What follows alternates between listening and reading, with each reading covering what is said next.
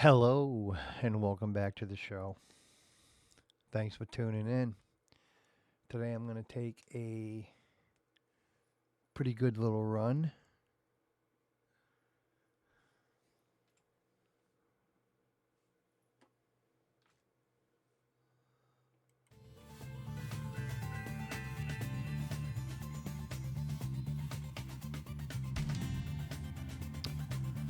Turn down the volume a little bit.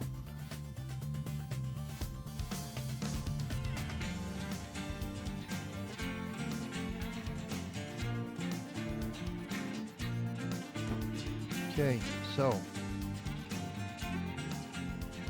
Fragile Freight, we're going to call this Knuckle Boom Loader, which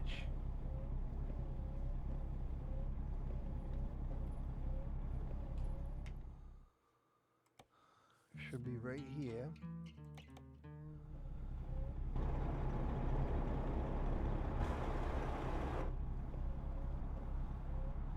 Okay. It's on the other side, so we'll back up a little bit. Turn the wipers off. It's not raining anymore. That Chevy right there. Sweet little whip. Okay. Alright, there she is right there. Our load for today. She's a big boy. I'm gonna have to go around the other side.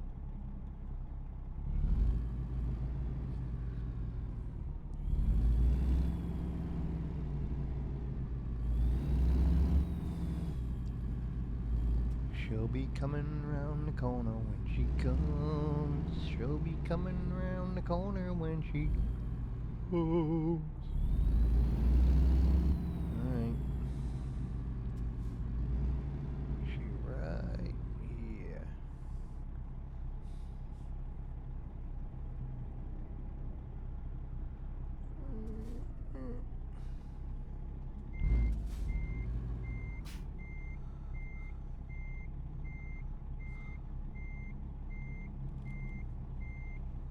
Watch out, Waffle.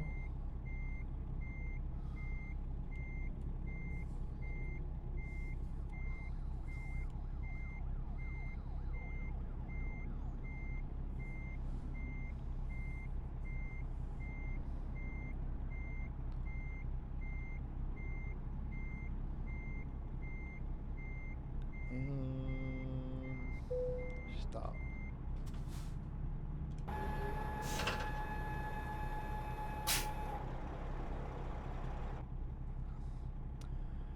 Okay, 19-hour ride.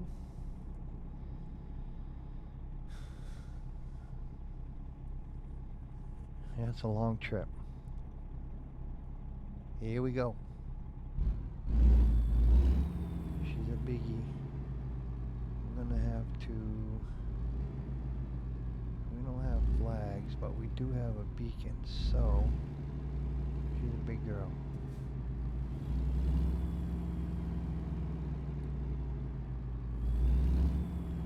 She is a big girl.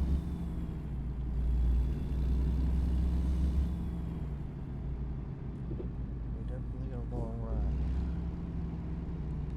What's that gas look like? Yeah, we need some gas.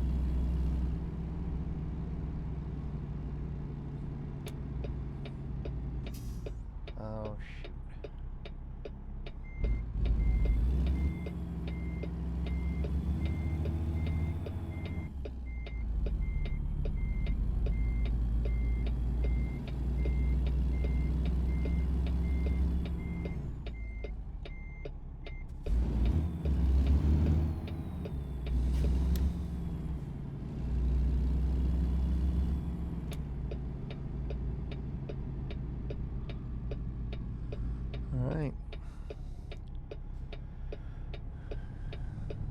See you, copper. We definitely have a long ride. So the first chance we get, we're going to get fuel and take a little nap, grab a coffee, whatever.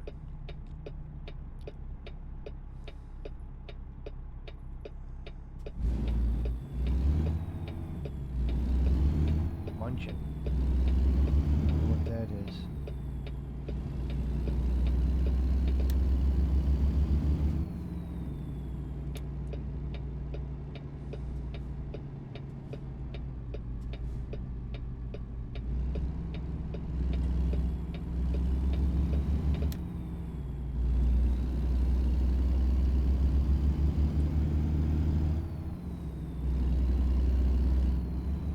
Bad boy.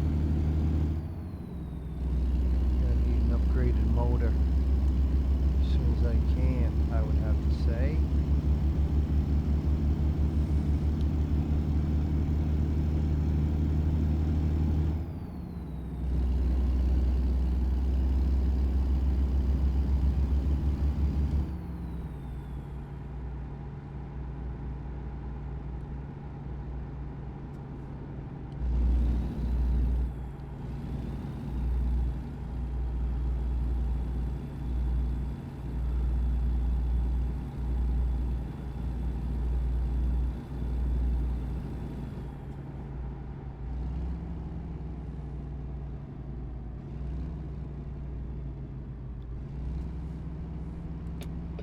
Take a left right yonder.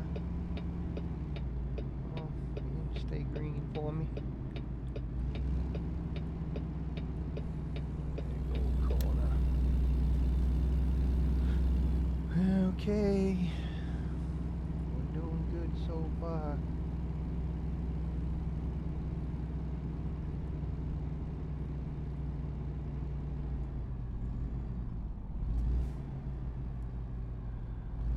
No speeding tickets. No accidents.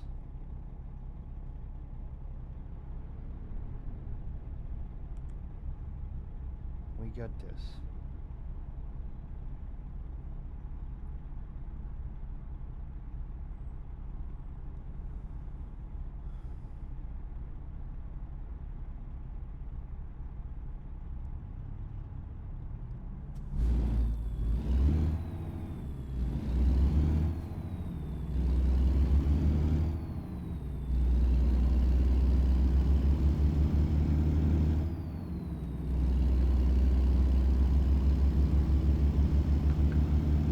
Here we go. Whoa, whoa, whoa. Sorry about that. Let's try to pay attention here. No texting and driving.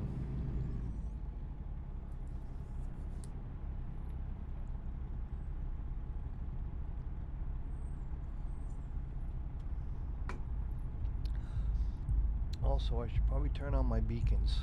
This is a wide load. That might be a fine if I don't.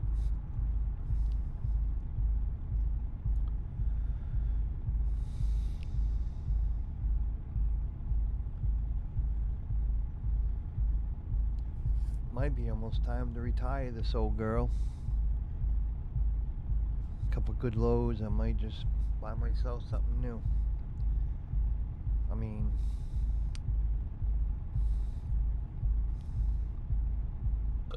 if she can stay in the fleet, someone can drive her.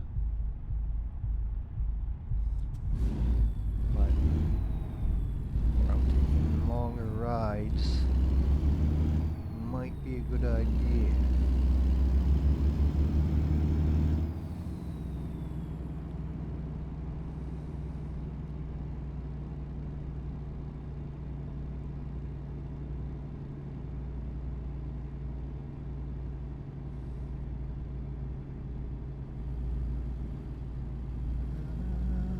Sorry, dude.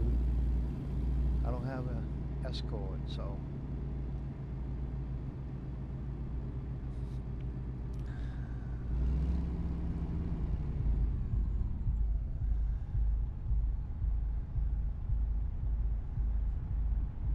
Want to thank everyone that's tuning in and watching my voyage. If you haven't already, hit the subscribe, like, and please leave a comment. I'm very interested in what everyone has to say about the game, about the ride, what would make my stream better. I'm new at this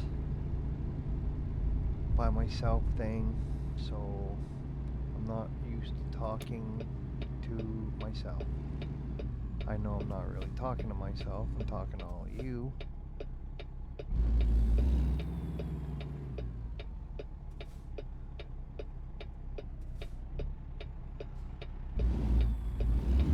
But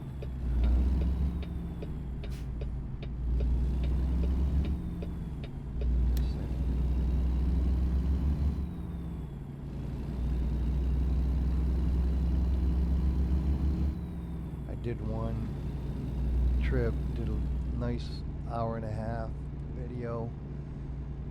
I played the radio thinking that it would be okay, but there was copywritten stuff, wouldn't let me, and the radio was in the game, in the truck, you know, so I thought it would be alright. Come to find out, apparently it is not. So there is no radio at the moment, but there are a couple stations that are like talk radio, news radio. I don't know if those would be copywritten or not. If you might know if I can play something like that, because you know I'm not a big talker. I probably wouldn't talk the whole time, but that would give me something more to talk about. Events of the day, sports, certain things. You know, I'm a big sports fan. Football, baseball. I like racing, hockey. Not big on basketball. I'm from Maine, so my teams are, for the most part, 90% New England. The Bruins, the Red Sox. I do like the Celtics if I'm going to watch basketball. I'm not a Patriots fan. I'm a Baltimore Ravens fan. That's why I bleed purple. Red Sox this year are not doing that great. They're trying to move some people around. They're trying to do some things. They're not looking that great. They did beat the Yankees the other night. They were rained out last night, pretty sure.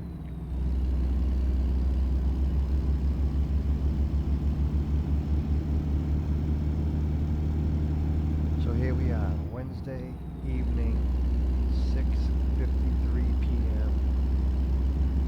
and I'm on the road. I got 18 hours to go. Let's not get a fine, dude. And we can set it at 57.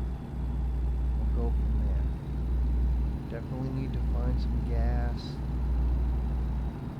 and coffee or a nap.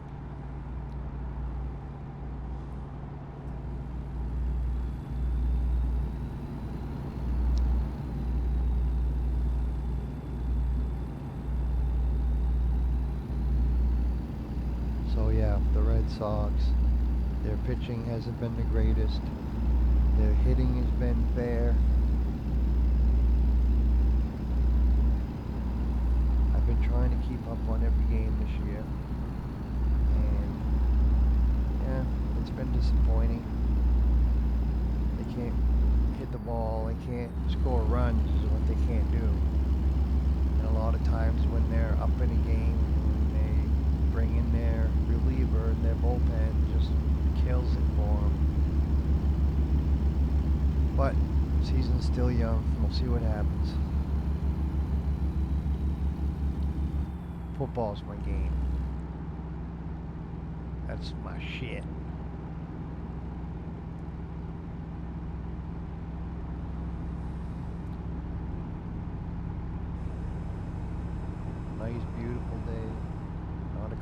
the sky. I am going a little fast here.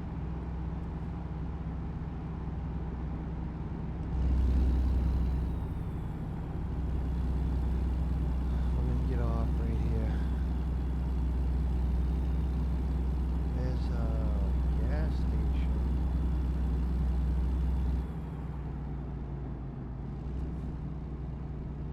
Not a rest area. But we are gonna go take the gas.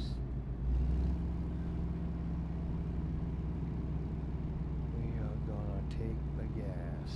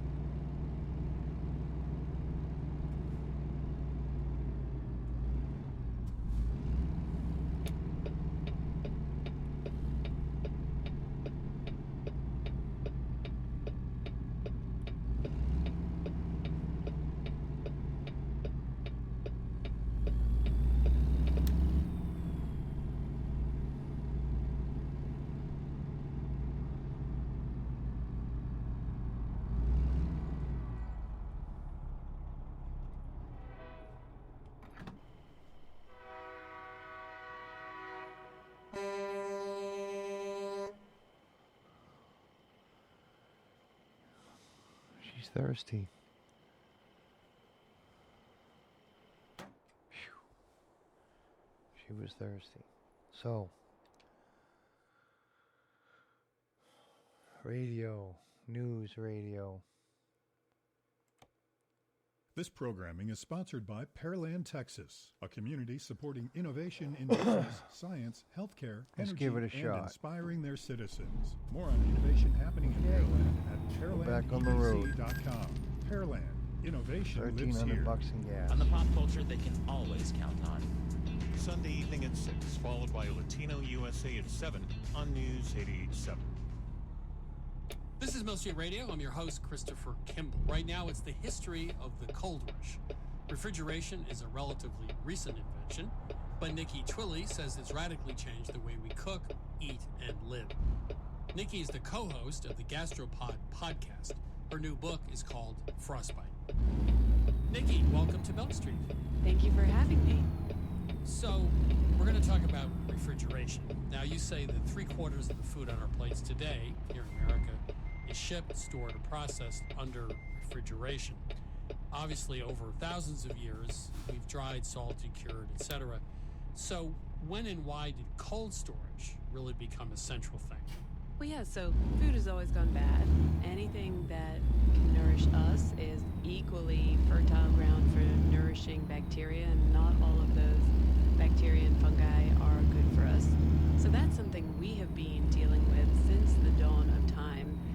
But it wasn't such a huge problem until lots and lots of us started living in cities. Because if you live close to where your food is grown, or you're hunting, catching it yourself, you can usually avoid some of the time in which the fungi and the bacteria would grow and make you sick.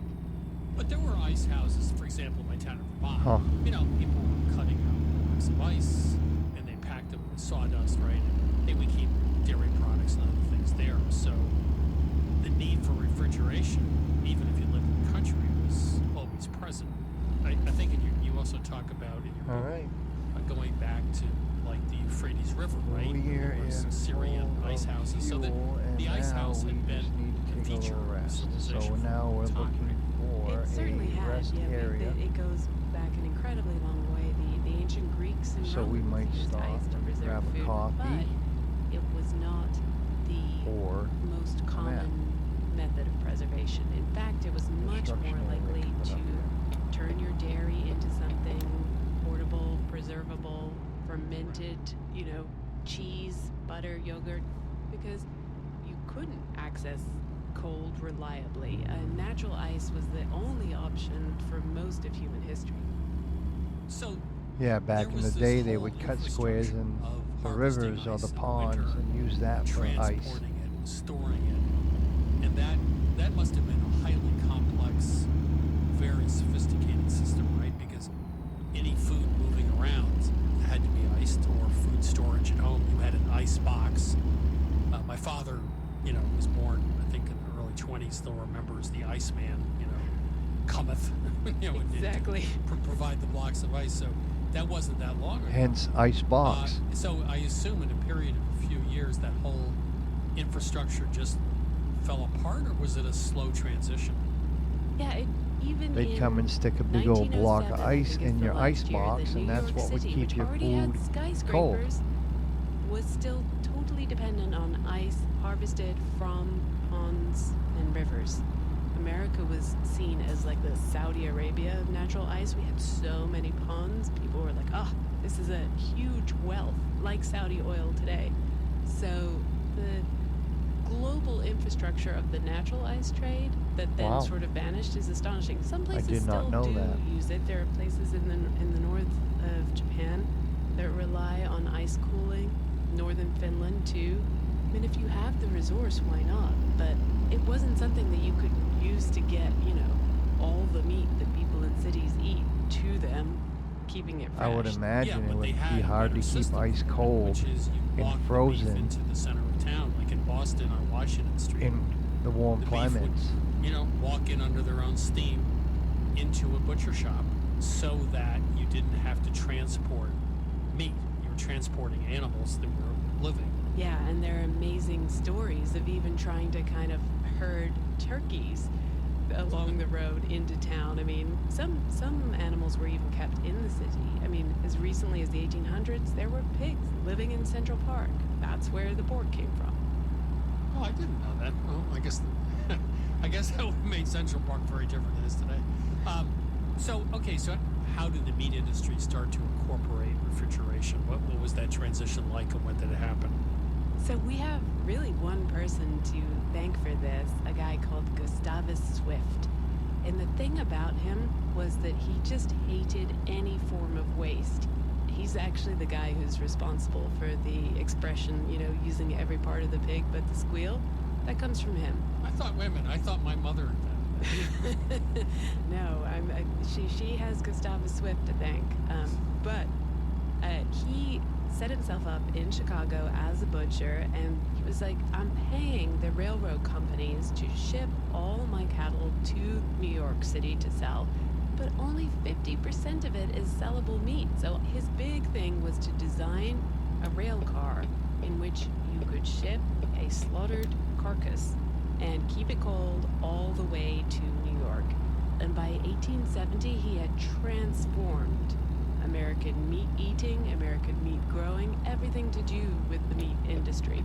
And meat was See, that shipped is that way amazing to know, for actually. decades. It wasn't until an African American my race rest car stop. driver who had taught himself how to be an engineer invented a mobile unit to put on trucks to keep them cold in the 1930s that the ice-packed rail car kind of gradually fell out of fashion. That's amazing. Yeah. Okay, so we have refrigeration actually. for industry, for cattle cars, etc. But then we have to transition over to home refrigeration. So how did that technology end up in let's say, a Frigidaire? The real big breakthrough is actually just widespread electrification. So, these prototype refrigeration machines, they were huge. And companies started to experiment with, you could put one in the basement and have a pipe bringing up coal to your house.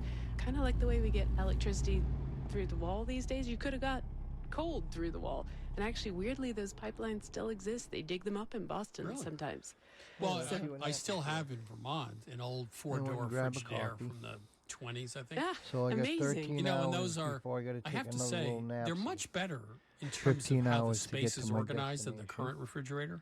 And I No, it got a actually full happened. tank. It was a guy in So- Fort Wayne, Indiana, a guy called Alfred Mellows, who was the first We are ready person to rock build and like a roll. self-contained electric fridge. And when was, about what year is this? Oh yeah, this is about 1918.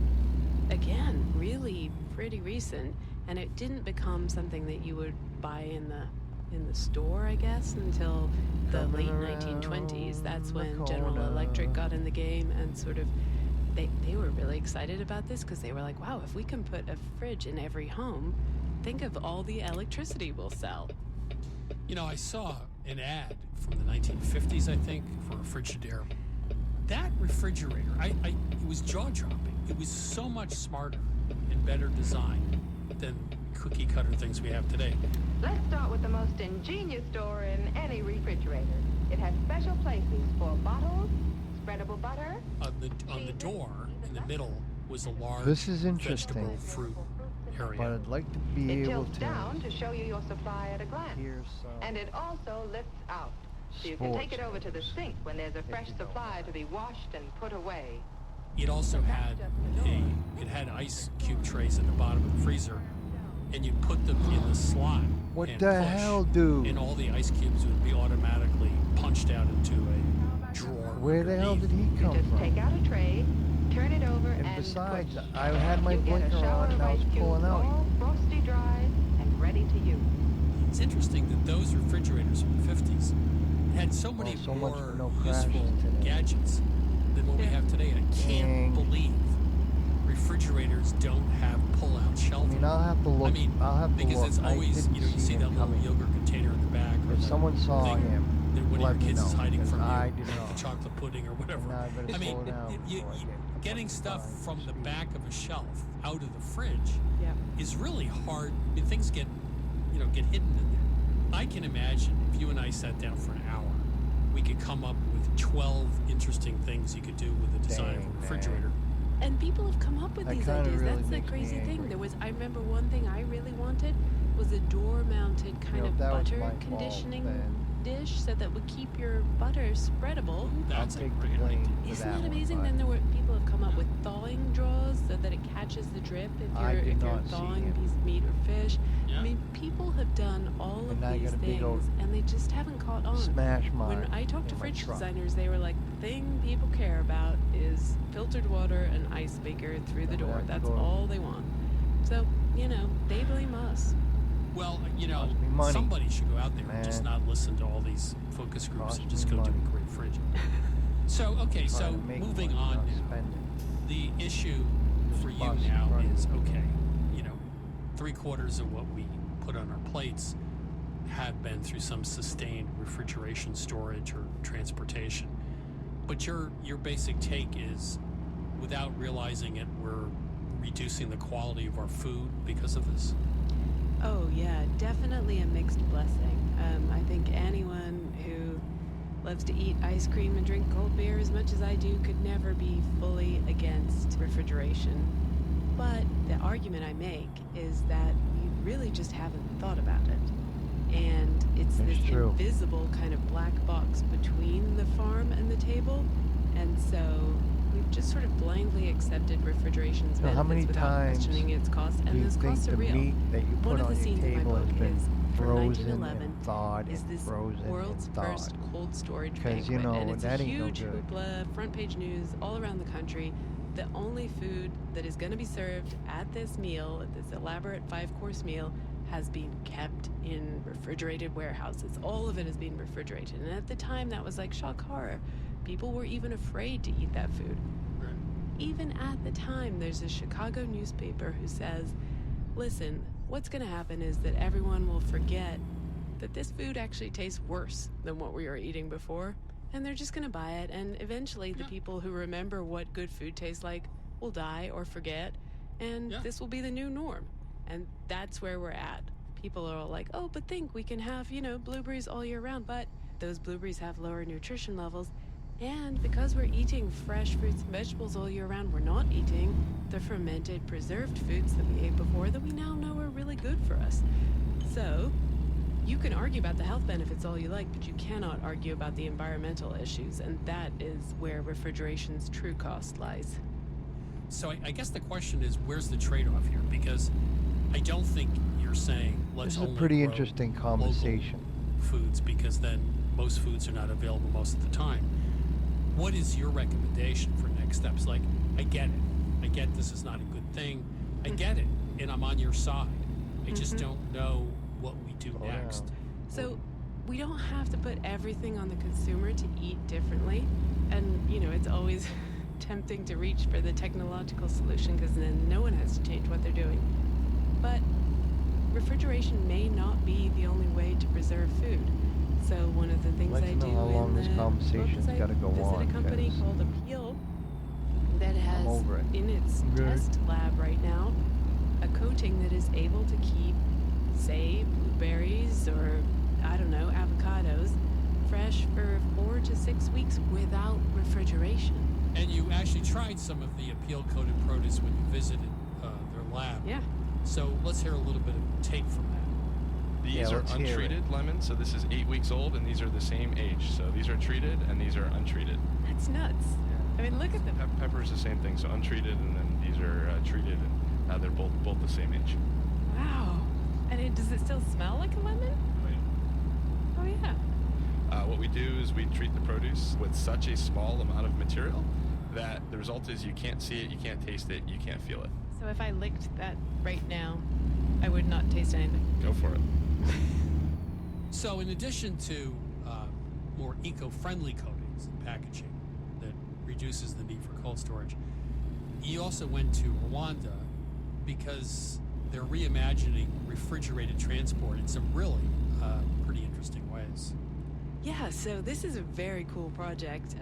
You know, basically, food there is not refrigerated at the moment. So it really needs a cold chain, but the government has decided that the way it is going to build that is using the best technology. There's an amazing the company rest called off Ox up Truck there, but that we has don't really developed a need sort it of at the moment. flat pack truck that is solar powered and refrigerated, and so that's something that hammer is down, being yeah. demonstrated there.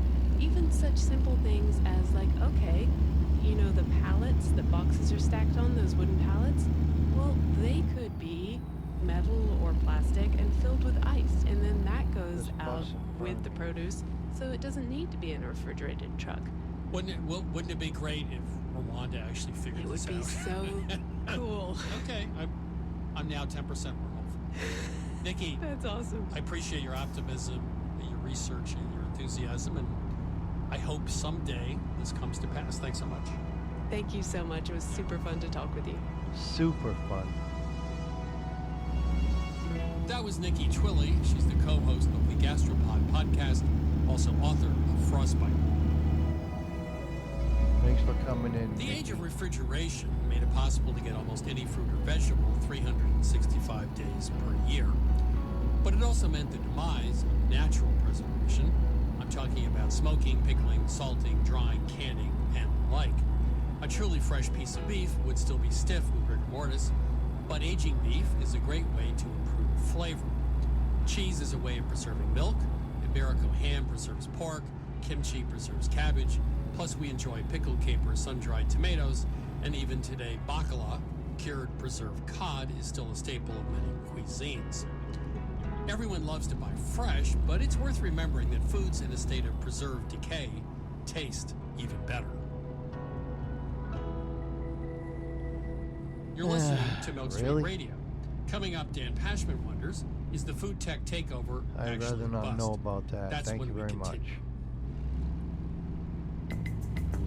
I'm Ernie Manous on the next Hello Houston. PEN America's Susan Tremmel joins us to talk about H.R. 2616, a bill intended to censor instruction in schools related to gender and LGBTQ plus identities. We'll also get to visit with Houston Public Library's first diplomat in residence, former U.S. Ambassador Chase Uttermeyer. And as usual, we'll discuss the top stories at the top of each hour. It's Hello Houston, where Houston talks, 11 a.m. to 1 p.m. weekdays Hello, here Houston. on News 88.7. Next time on The Pulse, millions of Americans use medical marijuana for issues like anxiety or chronic pain, but some fundamental questions remain. is it really working for me? And it's surprising that we still don't have the good answers. We'll explore why research lags behind the growing use of medical marijuana. Sunday afternoon at 2 on News 88.7.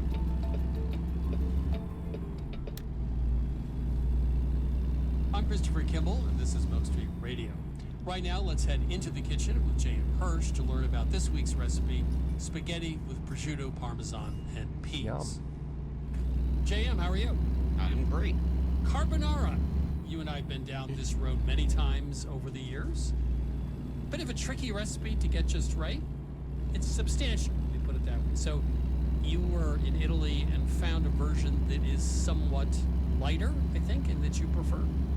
Well, in theory, it's lighter, at least according to Pope Pius XII. So, about 100 years ago, then Cardinal Eugenio Pacelli went to his local restaurant outside of the Vatican and said, you know, carbonara, too rich for my blood.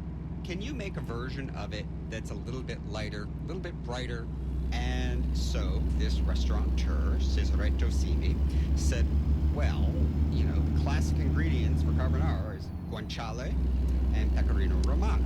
And those are, at the time at least, considered rather brash, bold ingredients. So he kind of played with it. And he said, well, I guess instead of the guanciale, I can use prosciutto, which is considered, if not lighter, certainly higher class.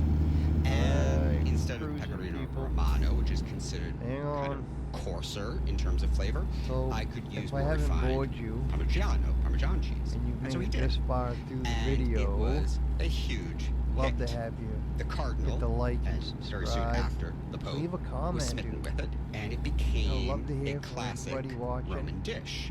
This lighter, brighter Recommend carbonara called pasta alla papalina, and papalina recommendations translates as or the little skull cap that they wear. anything like So that. it became quite If the you thing. play the game, let's Except hook up it and didn't run some hold up loads, over dude. time. Let's get it. I thought in Italy, sort of people are true to the roots, right? I mean, the recipes don't change very much. But this So one, blazing right as you just now. said, changed. So what happened? 57 miles an hour. Yeah, I mean, I wish I could explain why they did this, but it wasn't a good thing. Over time, 1:05 cooks started to take liberties with on it. Instead of Thursday prosciutto, morning. they started using deli ham, Oh, not an improvement. Coming up to And they did add peas, which I will say, when I first heard about that, Environmental sounded a little off-putting. station. But I'm gonna when have I to had it, stop real quick. and it was done right, the peas were quite nice. But they also lost the knack for cooking it. Because, you know, as you know, when you're making carbonara, there's, you know, eggs whipped into it. Try to and you do talk that a on little heat more. so that You they know, the become a creamy news sauce. You don't going want to scramble your eggs. helps me. So, which is what I happens might if you get a do little it quiet, overheat. but it's only because And I'm so a lot of the listening. versions I had were and deli I might ham have a comment with so spaghetti I and need to scrambled stop here. eggs and canned peas. It was not a good thing. So I was a little disappointed with the Pope's pasta. Where were you going to eat in Rome? That sounds awful. Well, you know, the sad part is I figured the actually talk ate it radio at will give the, me I think something it's to the talk about at the granddaughter same of the time. man who created You know what I the mean? recipe. I ate it at her restaurant, and anyway. But the good news stop it is here? I did find a restaurant, Mama Angelina, in the north of Rome, where the chef, Andrea De Lomo, agreed to do the research for me and kind of pull this recipe back to its origins, which is supposed to be a lighter, brighter pasta carbonara. So he, of course, understood how you do the eggs off heat, and he returned it to prosciutto instead of deli ham. And he took a nice, gentle hand with Parmesan rolling so that on you got that Route richness, that 6. creaminess, that saltiness, but it wasn't overwhelming.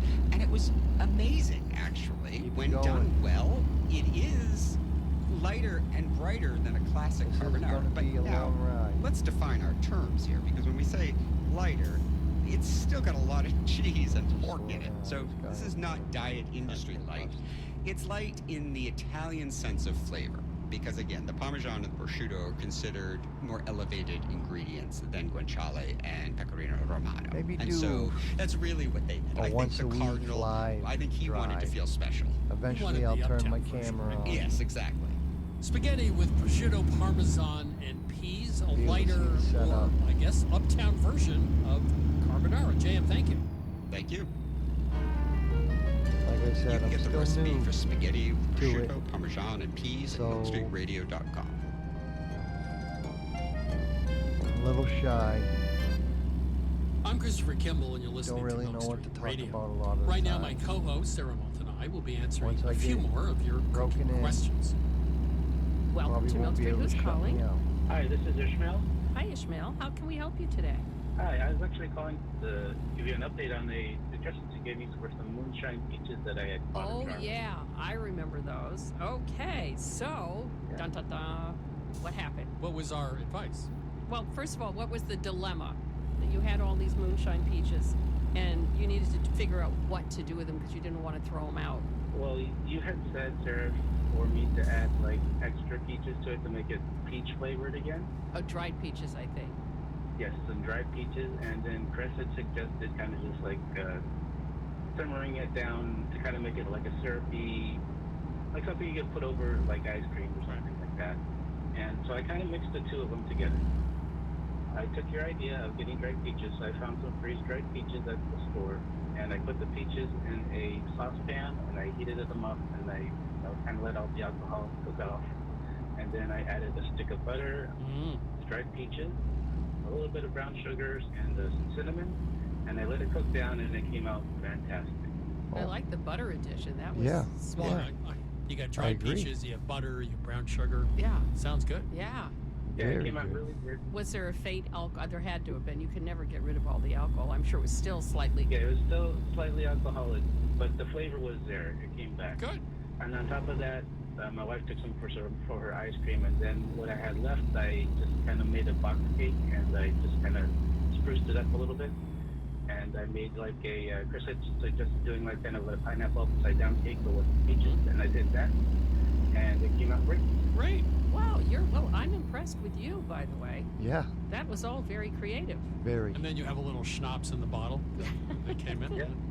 Yeah. Well, That- it's that sort of sounded interesting. What's good. interesting to me is that they sell these moonshine peaches, but the peaches, as you said, have no flavor. Which Right. does the peach flavor end up being in the liquid? Like if you just drank some of that liquid, the alcohol, does it have any kind of a schnapps, like a slightly fruity flavor, or not? No, not really. It's More like a peach brandy. not even that. It's more or less like peach rubbing alcohol. Peach rub. So it's more like you Yeah. smell it than you taste it, right? It's a topical application. Right. Yeah. It's good for sore muscles. You obviously know what you're doing. That was an excellent solution. Yes. Yeah, good for Very you. impressive. Thank you for your advice. I really Yeah. appreciate it. Thanks. Okay. All right. Bye. This is Milk Street Radio. If you're stumped in the kitchen, please give us a ring. Our number is 855-426-9843. That's 855-426-9843. Or please email us at questions@milkstreetradio.com. Welcome to Milk Street. Who's calling? Hey there, this is Frank from Washington, D.C. How can we help you? Well, I have a question about bread. I've looked at a lot of recipes. Most of them that I see tend to say, mix together all the dry ingredients and the wet ingredients, make a dough, go from there. But I do see a few here and there that say, mix it all together except the salt, let it rest for a few minutes, then add in the salt.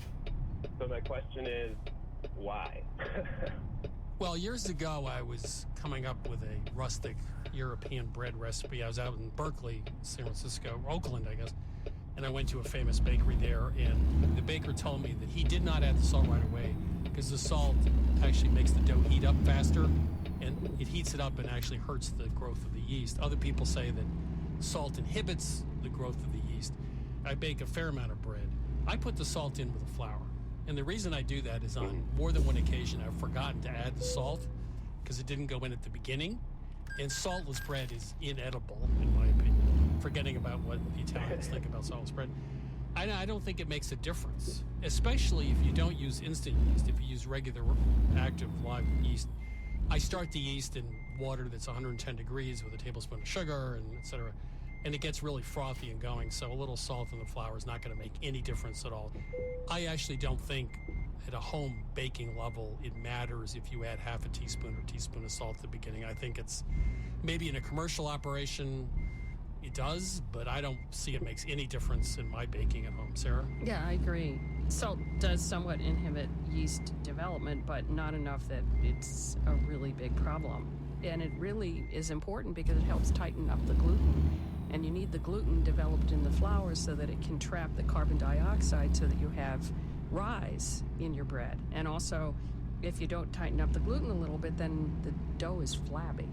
I always add my salt at the beginning too, and I've never had a problem. But Sarah and I will never be offered a job in a professional bakery as a result. So I know, probably that was heresy. We've now been struck off all the Right, this the is lists. true. Yes.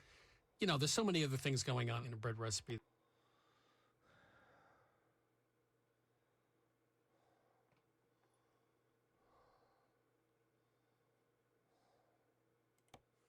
Rapid rise, or do you use just regular active yeast when you bake bread? Instant. Yeah, well, then you just throw that in with the flour and the salt. I think it's fine. If you ever had any problem, you could increase the amount of yeast a little bit if you wanted to. Otherwise, I don't think it's a problem. Frank, thank you. Okay. Yeah. Take care. Thank you. You too. Bye-bye. All right. This is Mill Street Radio. Now let's There check it in is. with Dan Pashman. Dan, how are you? I'm doing well, Wait, Chris. did How I have you even- been? I'm pretty well. A little older, but significantly wiser. Question for you, Chris. Okay, here we go. Do you ever order groceries to be delivered to your house? Like, do you order online for online grocery delivery? Upon occasion, my wife will do so, but I always go to the store. I like to shop for Right. food. And I'm happy to tell you that your household is similar to most American households.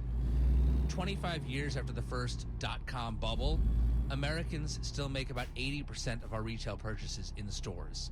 80% is still in retail? 80% is still in retail overall. And in Really? groceries, here's what's especially interesting. So when COVID hit, of course, a lot of people shifted to online grocery. And we were all told, like, this is going to accelerate the move to online everything, right? To delivery everything. That has turned out now we can see not to be true. In fact, the number of Americans ordering groceries online has been going down steadily since the height of COVID. Well, yeah, that's not surprising, but it's still up over 10 years ago, right? It's up a bit, but not the way that it was predicted. For decades, we've been hearing all these promises from tech companies of how our relationship to food, the way we get our food, the food that we eat, was all going to be improved. It's going to be so easy. Your refrigerator is going to know when you're out of milk, and you're going to open the front door, and the milk will just be sitting there. The food's going to be better for the environment and cheaper and taste better. And there's now a steady stream of data coming out to show us that this is just not panning out. All right, the companies that raised hundreds of millions of dollars to create lab-grown meat have not met their investors' expectations. Okay? Can I just say, yes, those three words, lab-grown meat. You think that's part of the problem? I think that's the death knell at the beginning of that industry. Maybe they should give it one of those .com-y kind of names, like Meatly. Or Meatly. Yeah. I'll give you one more example, though, of my larger point here. They're saying now they're going to get rid of a lot of the self-checkout machines in grocery stores because people don't want it. You know, we thought they were going to get rid of all the humans. Now they're bringing back the humans. Here's what happens in our store. They just, about 6 months ago, put a bunch of self-checkout lines in, and now everyone's using them all of a sudden, which means that the There's a two garage remaining up here. live checkout lines are empty. It's insane. I mean, you have people waiting in line for self-checkout because it's a new thing in our store. And you can go to someone else who'll check you out twice as fast. And by the way, you can actually say hello. And there's one particular guy at checkout who does nothing but puns. I mean, you know, I want the human, if strange, experience, right? I agree. Plus, the people behind the register, they already know the code for the lemon, so you don't need to go searching for it on the stupid computer.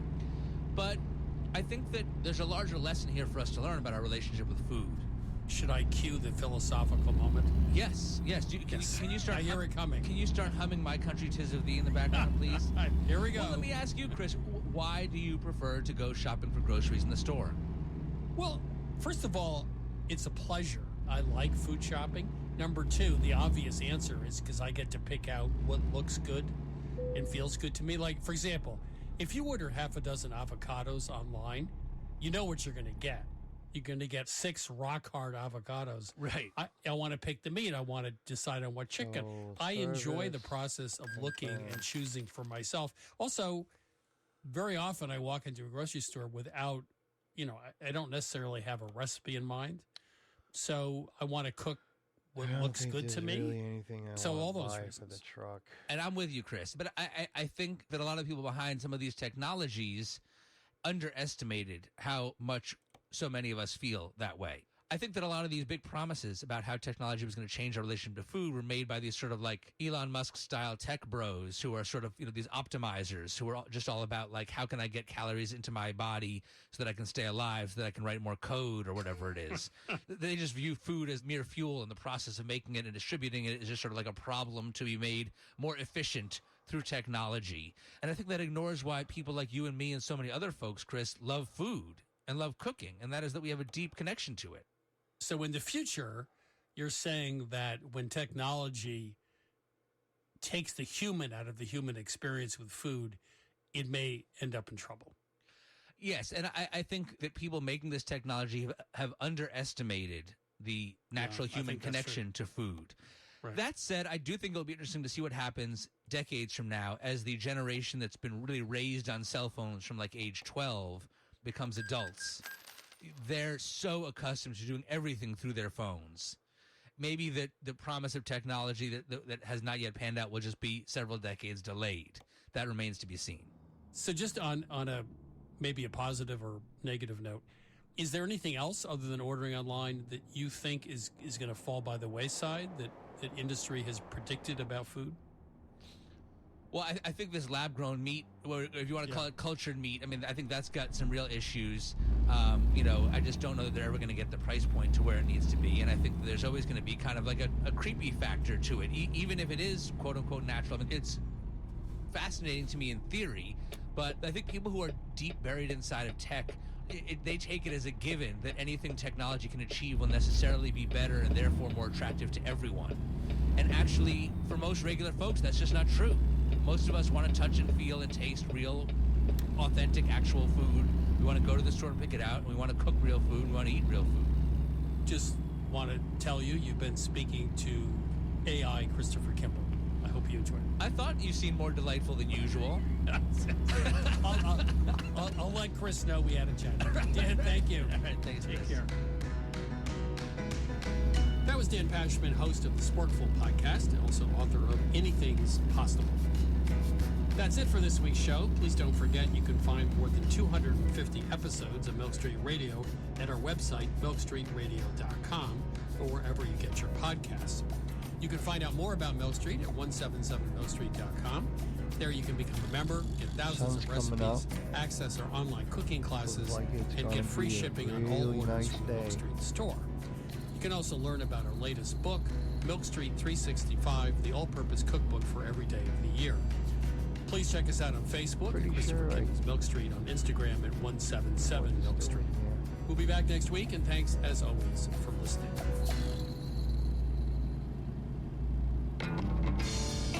Christopher Kimball's Milk Street Radio is produced by Milk Street in association with GBH. Co-founder Melissa Baldino.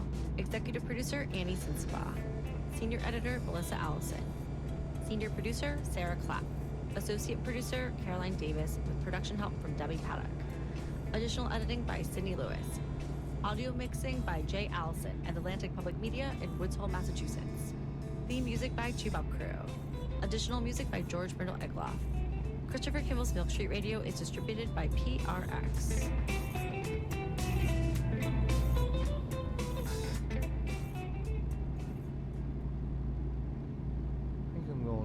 Support for Houston Public Media comes from listeners like you and from Metro, proud sponsor of Hello Houston with Ernie Manous. Heard Monday through Friday from 11 a.m. until 1 p.m. on News 88.7. I'm Ira Flato. On Science Friday, we wonder about the secrets of nature and meet the scientists finding the keys to the universe, like black hole maven Jan Levin. I think it's really important as a scientist not to put a belief system first. The whole point is to explore the unknown. Come explore with us. It's all on Science Friday from WNYC Studios. Science Friday, every Friday, 1 p.m. on News 88.7. Your NPR station, News 88.7 KUHF Houston, a service of the University of Houston. Get local and breaking news anytime at houstonpublicmedia.org. Listen to us on your favorite devices. Tell your smart speaker to play News 88.7. From WHYY in Philadelphia, this is The Pulse. I'm Megan Scott. Millions of Americans use medical marijuana products for issues like anxiety or chronic pain. These products are available in most states, but some big questions remain around their use, consistency and dosing for one. A lot of it is very much trial and error. It'll make me a little bit more buzzed than I want to be. And there are some more fundamental questions. Is it really working for me? And it's surprising that we still don't have the good answers. For decades, legal barriers have me. made it difficult to study medical marijuana. So, for example, are the vape systems, could they be damaging to the lungs? Will the drug's recent rescheduling open the door to more rigorous research? We'll explore the intersection of medicine and the law. First, the news. Yeah, let's do it. Live from NPR News in Washington. I know I'm I've been Laura quiet a Robb. minute, sorry. President Trump is All right? defending the lack of progress at ending Just the war listening with to the Iran. news, dude. As NPR's Tamara Keith reports, he projected patience in an interview with Kristen Welker on NBC's Meet the Press. Trump insisted going to Had to war get with turned around. I Iran don't know didn't why he got break me his turned around. anti-war campaign promises because he said this isn't a forever war. I'm moving very fast. I'm into 3 months. You know, Vietnam lasted 19 years. I'm into my 3rd month. It has actually entered its 4th month. Trump said securing a peace deal with Iran could take a long time. They're proud. There are things they never thought they'd be doing that they're going to have to do. They've got no choice.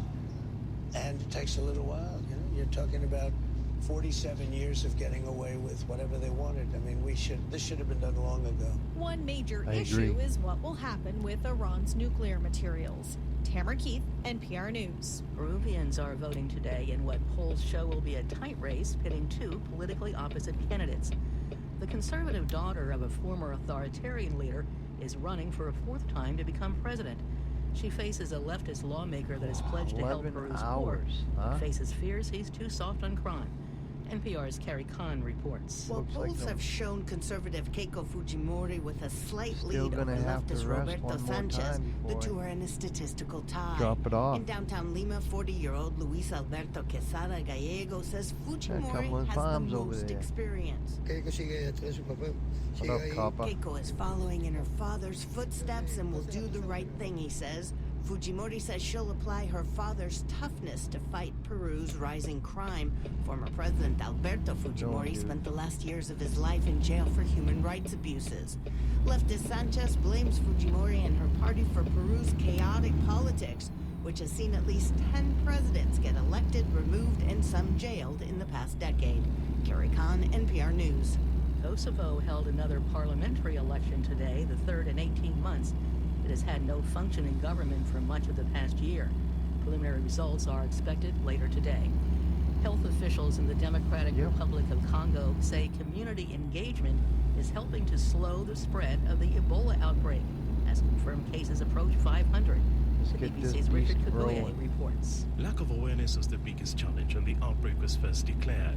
Responders faced distrust and even hostility. To change that, the government and partners brought traditional healers on board, persuading them to work with health teams. Thanks Local for radio, tuning in. a trusted source, has been airing programs to counter Checking out rumors the video. and even win over Appreciate it. skeptical communities. Officials say the approach is improving prevention and surveillance. BBC's Richard Kaguye Don't forget to subscribe This is NPR and like. News.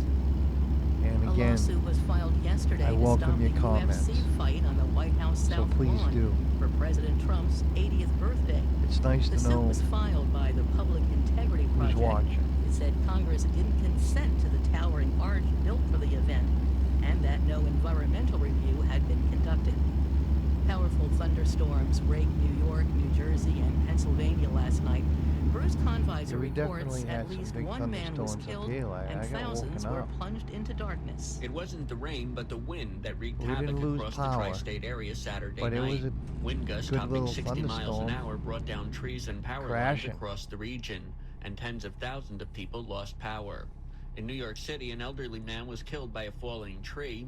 Subway service was also disrupted when downed trees fell across above-ground tracks. The Yankees-Red Sox game was also canceled. Yeah, it was. In Jersey City, New Jersey, the powerful winds brought down part of a They are building that was playing under today, though. reconstruction. The storm also disrupted air travel at area airports, but flights were generally on time by Sunday morning. For NPR News, I'm Bruce Conviser in Greenbrook, New Jersey. The mullet haircut, short in the front, long in the back, is having a moment. The 2026 Mullet Championship was held yesterday in Copenhagen. More than That's 1,000 funny. people came to watch the competition. 12 contestants were judged on their cut style, Joe uniqueness, Dirt. and their overall performance. Joe Dirt Bobby won. Agran, who owns two What's hair going on here, salons, buddy? says he likes the finesse, the twist, the nostalgia, maybe ugly in a beautiful way. I'm Nora Rahm, NPR News in Washington. Support for NPR comes from NPR stations.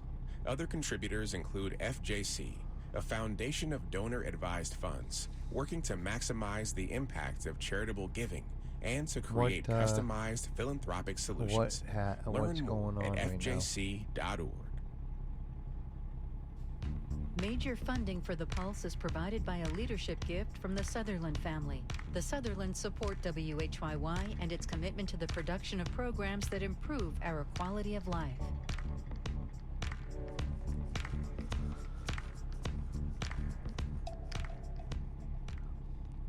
This is The Pulse, stories about the people and places at the heart of health and science. I'm Mike and Scott. I'm not Right sure now, millions what of is Americans are happening using cannabis here. for things like anxiety, But I will sleep tell you problems, this, I'm or about to go chronic around. pain. Richard Whiteford is one of them. He's 79 years old and he has a collapsed vertebrae in his lower back. He gets really bad sciatic pain, especially in his leg. He was using painkillers for a while, but then his brother-in-law convinced him of another option, medical marijuana. Richard lives in Pennsylvania, where that's legal, so he applied for an ID card. So I signed up and got it. Now he takes gummies at night. It eases the pain and helps him sleep. It really works. I just get this really super relaxed feeling. But there's one aspect that he doesn't love. The product isn't always consistent. It feels a bit like rolling the dice. There's slight variances every once in a while, and you know, when I get down to renew them, I talk to them about that, and they say, you know, it's kind of hard making the products. It's kind of hard to know. Hard to know what exactly he's going to get. Will this batch of gummies be stronger, more potent than the last? I'm a control freak, I guess. I like to be in control of my faculties, and it'll make me a little bit more buzzed than I want to be. And other times it's just right. Consistency has also been a problem for Pavlo. He uses medical marijuana for mental health issues, including anxiety. So a lot of it is very much trial and error with it. You'll get this and it's not very good, then you'll try that. Over time, he's become skeptical of the medical marijuana program he's enrolled in. After the initial consultation, there's like no kind of like barrier to entry year after that, because it's just a text message. You can literally do your recertification via text. They'll be like, is this still helping you? Yes or no? And you say yes, and then you pay them, you pay the state, and you get your card. So it doesn't really feel like a medical program. He says it's hard to tell if it's actually helping him. Is it really working for me, or is it kind of How would it be give hard me to other tell? side effects that's why I need to go to therapy and get other medication? You know what I mean? Like, what is the actual cause and effect of this all? Making medical marijuana smoking legal in so marijuana many for different states was a hard-fought battle. But there is a basic problem. 3/4 of my Research life. hasn't really caught I on. got all my So faculties. the primary indications that people use medical cannabis are usually for pain, anxiety, I will and say sleep. And it's surprising it that does we help still with don't pain. have the It good does help with answers. anxiety. The main reason there's so will little say research this, about marijuana and health Today's issues marijuana is is a federal lot stronger. legislation that classified marijuana as a There's a Schedule lot I of different drug, strains, among the most like dangerous. out of control amount Now, of an strains. executive order from President Trump could open some doors. It moves I do marijuana grow my from own. Schedule 1, the most restrictive category of drugs, to Schedule 3, with the goal of paving the way for further research. This reclassification order will make it far easier to conduct marijuana-related medical research, allowing us to study benefits, potential dangers, and future That was close. I seen him slowing me down. Regulations and laws have a major impact kinds of treatments that are available to patients, and also medical research. In some cases, healthcare providers can even face criminal charges for prescribing treatments or providing services. On this episode, the intersection of health, medicine, and the law.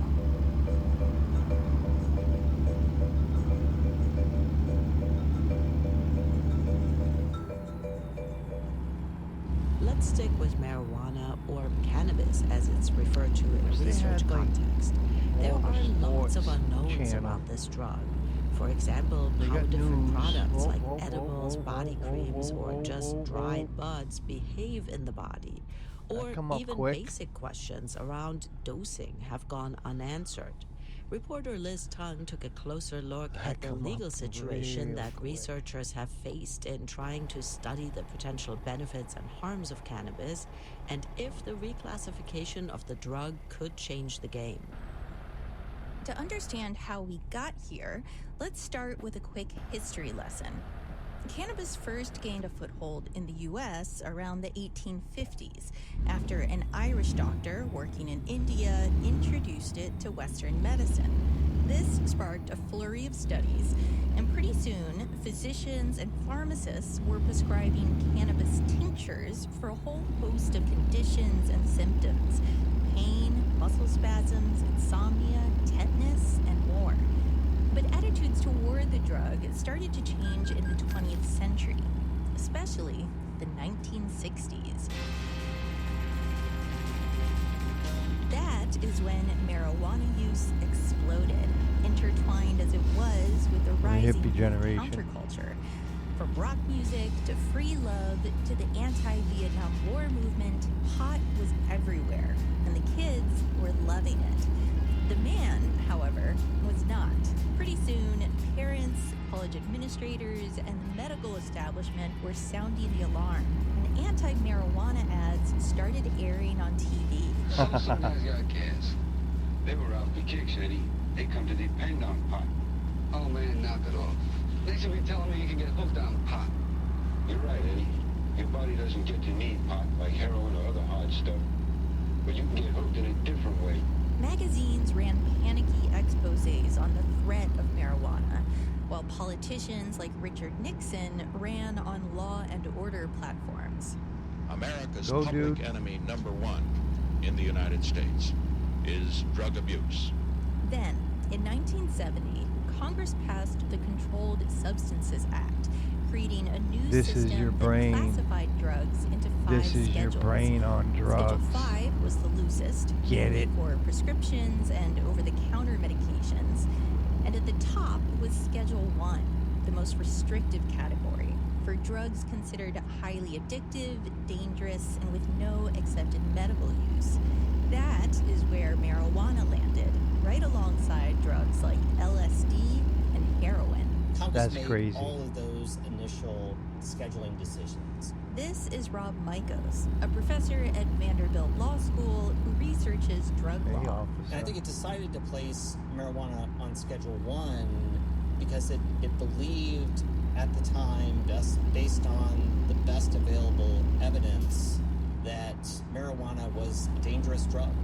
The law not only formally criminalized marijuana on a federal level, it also made studying we know now the that that's not to be true. Harder. Some scientists, for example, more were people die in in alcohol-related accidents than marijuana. Deal with the side effects I have of chemotherapy by reducing their nausea, stimulating appetite, and easing their lost pain. my But if coherence. researchers wanted to study smoking it, they marijuana. now had Never. to jump through a bunch of hoops set up by the newly created Drug Enforcement Agency, or DEA. Still, Rob says, Congress did leave some wiggle room. Drugs could be rescheduled, but only under very specific conditions. Unless you proved using gold standard scientific evidence, like randomized controlled trials, unless you proved that marijuana has a currently accepted medical use, that it's effective at treating some medical condition, the agency claimed without that proof, it had no power to move marijuana to a lower schedule. This turned out to be something of a catch-22. There would be no rescheduling without Gold Star research, but scientists couldn't do a lot of that research until marijuana was rescheduled. Or they could try, but DEA restrictions made it pretty tough. And so the agency kept repeating this line that without that proof, we can't reschedule it. It has to stay on Schedule 1. Almost immediately after the Controlled Substances Act passed in 1970, advocates started pushing to reschedule marijuana. But the federal government held its line. And really from the get-go, the DEA rebuffed those petitions. In the end, though, it wasn't research or the federal government that brought about change. It was state politics. In 1996, California kicked off a sea change when its voters passed a ballot initiative legalizing medical marijuana, largely in response to the AIDS epidemic. The victory seemed to validate advocates' decades-long claims about marijuana's therapeutic value. But here's the thing. There still wasn't much hard evidence supporting those claims, all of which got a few California legislators wondering. What is the medical evidence for medicinal cannabis anyway? This is Igor Grant, a neuropsychiatrist at UC San Diego. At the time, he was studying substance use among patients with HIV/AIDS, and his research put him in touch with a state senator who'd supported the ballot initiative named John Vasconcelos. He said, well, what would it take? And we suggested, well, why don't you establish a center for medicinal cannabis research? And so, in the year 2000, they did. The Center for Medicinal Cannabis Research, or CMCR, at UC San Diego, and Igor became its director. The new center had the support of California behind it, but they still had to deal with federal drug regulations and, of course, the DEA, the Drug Enforcement Agency, which Igor quickly realized would be no cakewalk. Yeah, there was a big learning curve. Because marijuana was still a Schedule 1 drug. Check. Anyone which out meant there? There were a lot of hoops they needed to jump through in order to get federal approval for their research. Just sourcing the marijuana for their studies turned out to be a giant headache. At the time, there was only one legal source. The National Institute on Drug Abuse via the University of Mississippi, the sole federally authorized grower of marijuana for research. Now, to access that, of course, you had to have an approved protocol, a study, which had to be approved by both the FDA and the Drug Enforcement Agency. And that is a process that Damn sometimes it. took a while. $1,800 in damage backing into that car. All because this to asshole a year and a half. right here won't go It was nowhere. a complicated, tedious process, which was then followed by in-person inspections. In one case, Igor yeah, remembers road they were rage working out of is a a thing. trailer, which the DEA inspector worried could be stolen with the marijuana inside, despite the fact that it had no wheels. So we had to find a way to bolt it to the concrete underneath. Despite all these hurdles, the field has grown exponentially over the past few decades. New academic research centers have popped up across the country, swept into existence alongside laws by most states, more than 40, legalizing marijuana for medical use.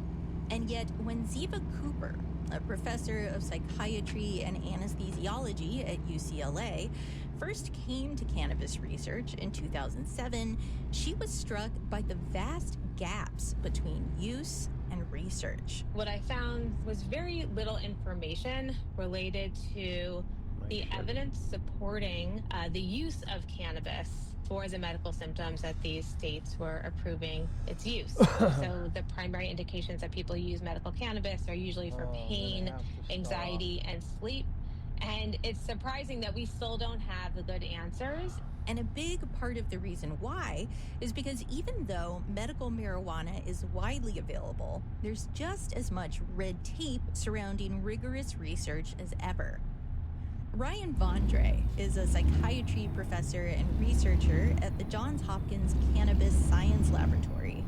And he says when they get grants to do research, a lot of time is wasted doing paperwork.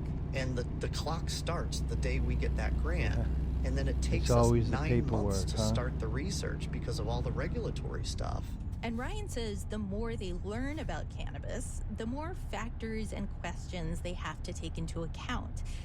For example, there are some potential harms associated with marijuana, which then have to be included in applications. He says 20 years ago, a research request was about 3 pages long. And now our submissions to the FDA are like 50 pages long. And so while we've expanded what we can do, it has become more complicated. And because it's become more complicated, I think it's harder to do now than it was 20 years ago.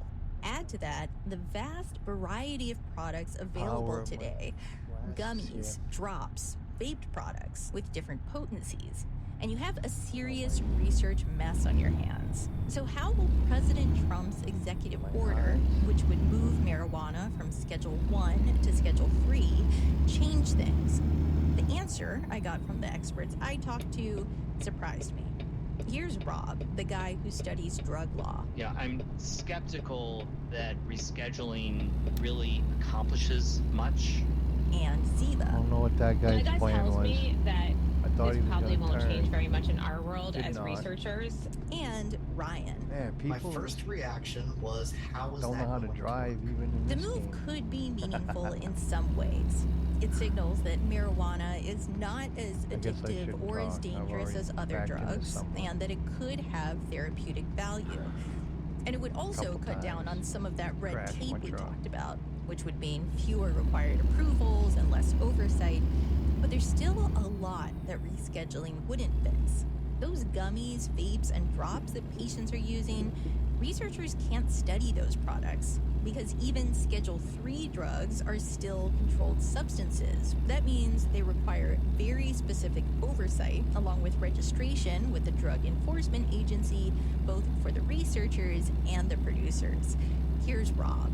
And I guarantee you that there's not a marijuana supplier out there now that has that registration.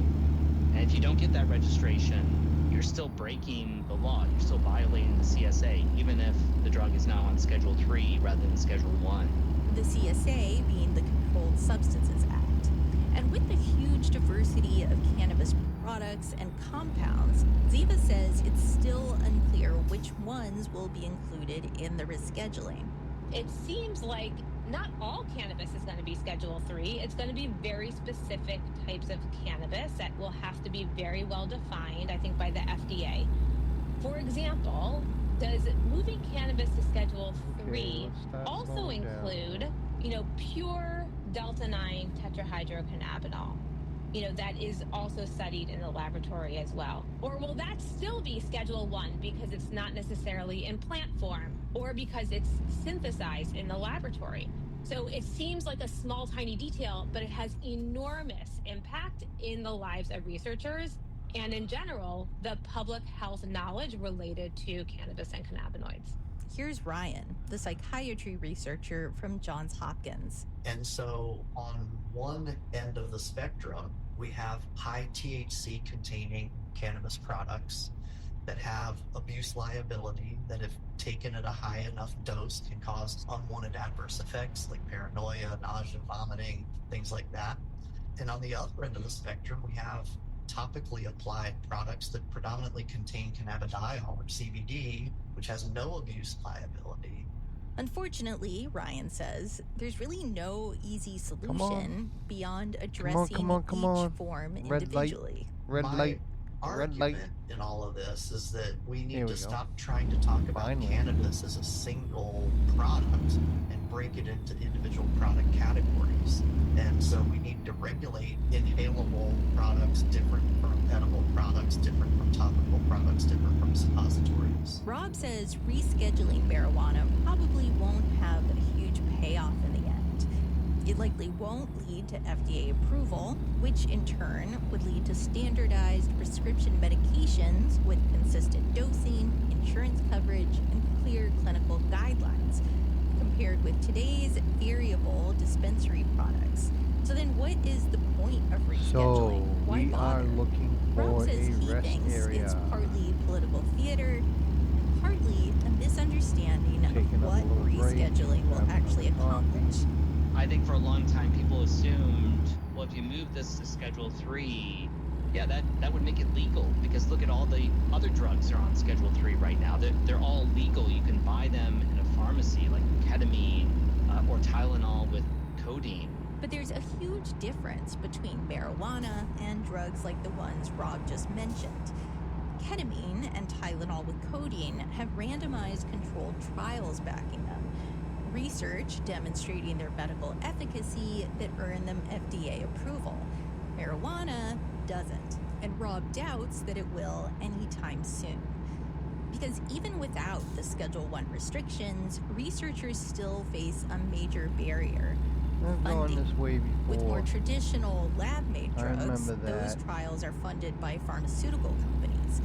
But you can't really patent marijuana and make a lot of money off of it. If we want to see real change that will really grow marijuana research, Rob says, a different fix is in order. You know, ultimately, if you don't like federal marijuana law, only Congress can change it. Can change it in kind of a widespread and satisfactory manner. The president can reschedule a drug as long as certain criteria are met. But Congress, through a statute, could basically say, we want to treat marijuana like alcohol or tobacco. So Congress could change all this in an instant, but Congress doesn't seem to want to do anything. That story was reported by Liz Tom. We're talking about the intersection of medicine and the law. The law. Britt Carpenter was I know, I'm addicted not to talking a whole opioids for lot. years, That's the whole spiraling reason into behind having homelessness, the news near-death on. overdoses, and arrests. He knew If that I he could play a wanted to radio, get out I'd of be this doing that. toxic cycle, stop using drugs, but he was scared, especially of managing his withdrawal symptoms. Then he Helps met a to woman fill who that told void him she so was it's a not medical silent. marijuana pharmacist. I will get something better, Britt had I never promise. heard of. What a job you got, you know? And I was like, oh, I'm like, and she's like, It's have you just ever hard to considered using that? And I said, no, I haven't. Know I what said, to because talk I'm trying to about get and don't off of want to offend drugs. nobody. I'm not trying to stay on drugs. She explained that there were People different nowadays types of are very cannabis easily products that could offended. help with symptoms during withdrawal, like trouble sleeping, pain, or anxiety. Also something Britt had never heard of. We just got a bag of pot, you know, and broke the seeds out of it and smoked it. And, you know, I started looking into it more, and I started to peel some layers back and talk to some people and go down rabbit holes and find out, you know, the health benefits, find out the natural benefits to it. At the Yeah, we time, got a in rest area 2015, coming up. medical marijuana was not available in gonna take Pennsylvania, where Britt lives. I didn't want to get cannabis off the black market here because it still wasn't Run upstairs legal. to use the Because then you didn't know what you're little getting. boys' So room. I actually flew out to Denver. So He worked with a dispensary to find a product that where would we help at? him. I found myself Where we sleeping. at here, right here. I found myself eating. I mean, I weighed 145 pounds, 150 pounds, a 5'11" guy. You know, I looked bad. Since Britt took that life-changing trip to Colorado, medical marijuana has become much more available. The I don't legal know where there was- situation has eased up, but he where says there many was a people place are to still grab a reluctant coffee. to even consider cannabis as an option with recovery from opioid addiction. You know, the stigma behind the cannabis was so strong back then that people were like, oh no, you're just going to give him more drugs. Today now, I believe that voices like mine, because I have been a very successful recovery story, because I have been focused on my recovery. If I hadn't shot up anything into my arm in almost 11 years, and if I haven't taken any type of sleep aid or benzo or something that was going to make me crash out, crash my car, get another DUI, not function, go into black holes, I feel that was a win. So I want to be a voice for that. That's Britt Carpenter. He's a recovery advocate and the executive director of Philly Unknown Project, which helps people who are living with addiction. We're talking about the intersection of medicine and the law. Coming up, in the 1970s, shortly after Roe v. Wade had been decided, a young black physician was at the center of a court battle, accused of manslaughter after performing an abortion. When they said guilty, guilty, guilty, guilty, how he couldn't believe that this was happening to him. That's next on The Pulse.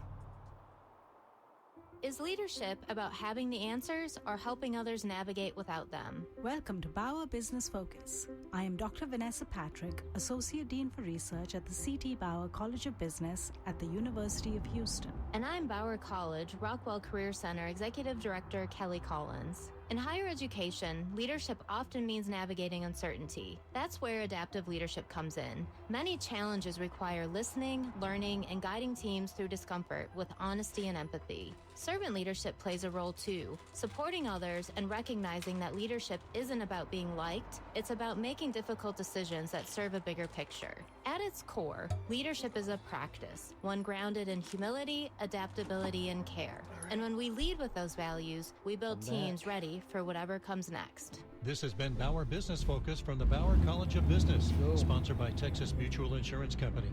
More episodes at houstonpublicmedia.org/Bauer.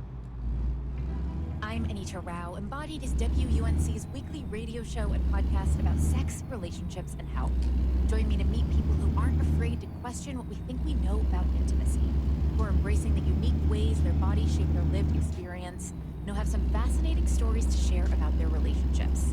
We'll take on the taboo together, next time on Embodied. Sundays at 8 p.m. on News 88.7. This is The Pulse. I'm Mike and Scott. We're talking about the intersection of medicine and the law.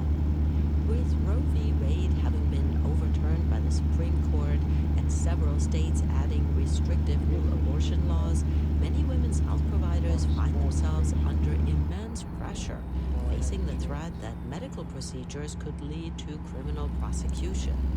That seems like a new development, but tensions were equally high after Roe v. Wade was first decided more than 50 years ago.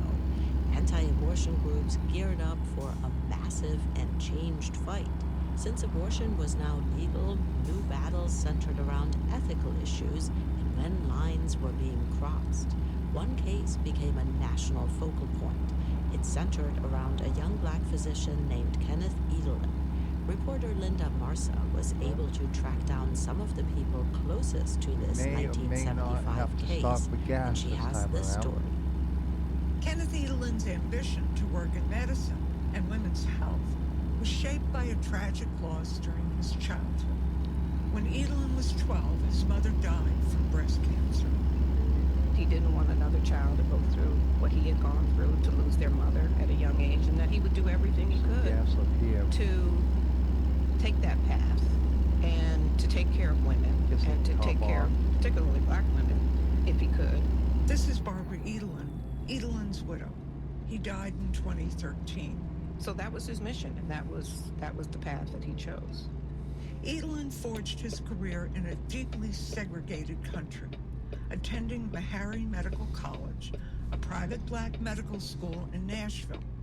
During his third year of med school in 1966, he witnessed a harrowing incident that deepened his resolve to improve health care for women. Barbara says he was called to the emergency room to help a young woman, still a teenager. Her comatose body had been dumped at the front entrance of the ER. By the time he got there, it was a botched abortion. It was she was too far gone.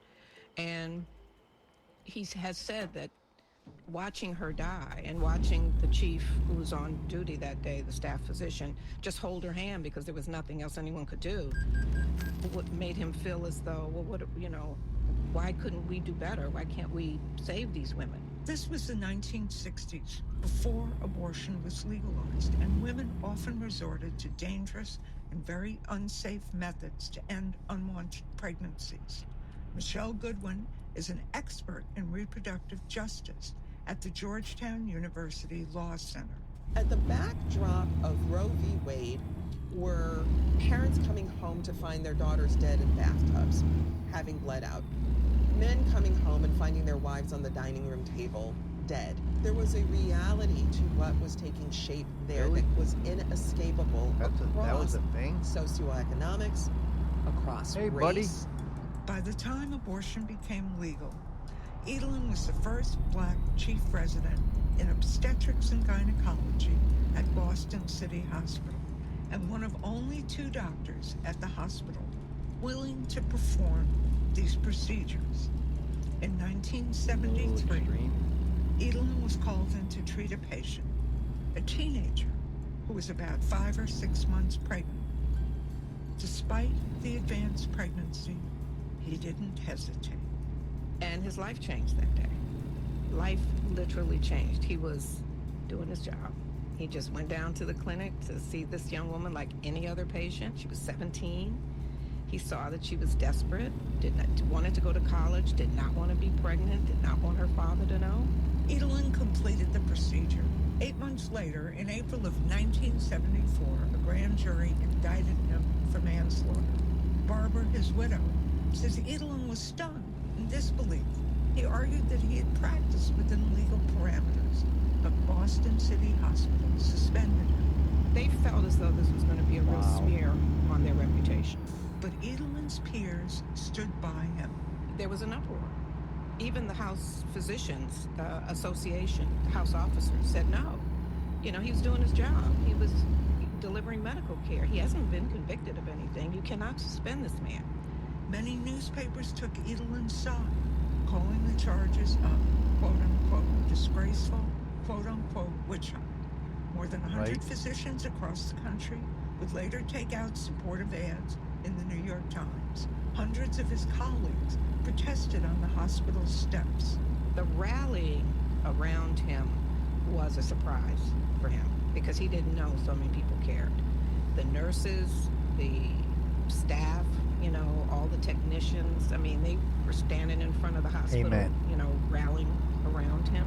The hospital reinstated Edelin within a week because of the pushback, but the manslaughter trial went forward. Barbara says Edelin was terrified. And he was worried that his license was going to be suspended. That would have been the worst. I mean, he wouldn't have been able to practice medicine. When the trial started in 1975, it put everything that happened that day under a microscope. Abortion was legal, even in later stages of pregnancy, but Edelin's approach was being scrutinized. He had performed a saline abortion on the patient. It's not a procedure used today, but essentially, it triggers uterine contractions to expel any tissue. But that didn't work. That's Mary Ziegler. She's a law professor at the University of California, Davis, who has written extensively about the Edelin case. Mary says that after the saline abortion didn't work, Edelin used another method. Dr. Edelin then completed the procedure using a technique called hysterotomy, which involves, making an incision in the uterus and detaching the fetus from the placenta by hand. And that was legal. But prosecutors argued that this was outside of the legal scope. Because a hysterotomy is similar to a C-section, prosecutors claimed that Edelin had not performed an abortion, but that a live birth had happened and that the fetus was deprived of oxygen in the process. The trial spoke to some of the arguments at the heart of the abortion debate. To say essentially that what happened here was not healthcare, right? That was something that was being contested at the time. Is abortion just a medical procedure like any other? Or is it manslaughter, which is what prosecutors were contesting? In the heavily Roman Catholic Boston of the 1970s, opinions over abortion were sharply divided. And the Edelin case became a flashpoint They're still for sharply abortion divided. opponents. During this time, Judy Brown, who was president of the American Life League, the nation's oldest grassroots Catholic anti-abortion organization, was working with the National Right to Life Committee. Well, the political scenario in Boston in 1973 was anything but normal. The Catholic Church was united behind Cardinal Bernard Law and the other bishops in that state And they wanted to make a point that Evelyn was in fact a killer, that what he had done was against the moral law, and that what he had done violated even the civil law. Judy says during this time, post-Roe, the anti-abortion movement was looking for a way forward, a way to reframe its message and approach. The message could no longer be about whether or not abortion should be legal, because it was legal. The message became, is it ethical to perform an abortion when in fact that abortion will kill a person who is separate in every way from the mother? And that to me was a defining moment for focusing the pro-life movement on the truth about what is happening during an abortion. Is there a baby, and is that baby dying, or is it simply another surgical procedure? And the pro-life movement coalesced around the argument that abortion takes a human life.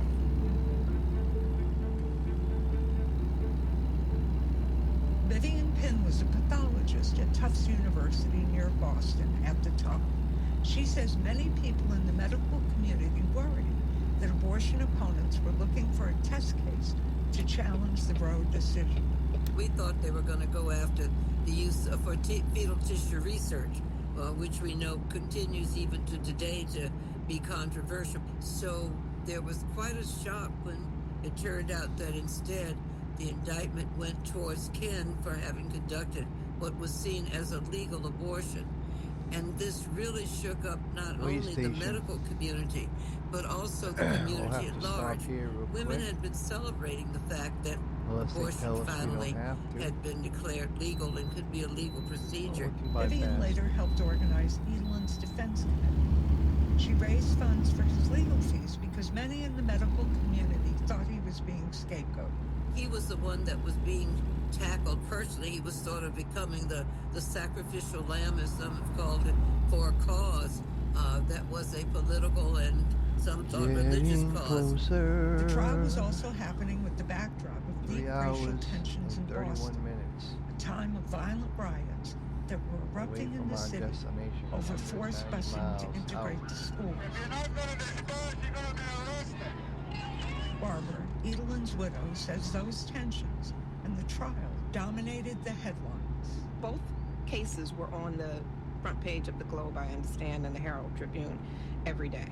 It was children being bused and then the Edelman trial.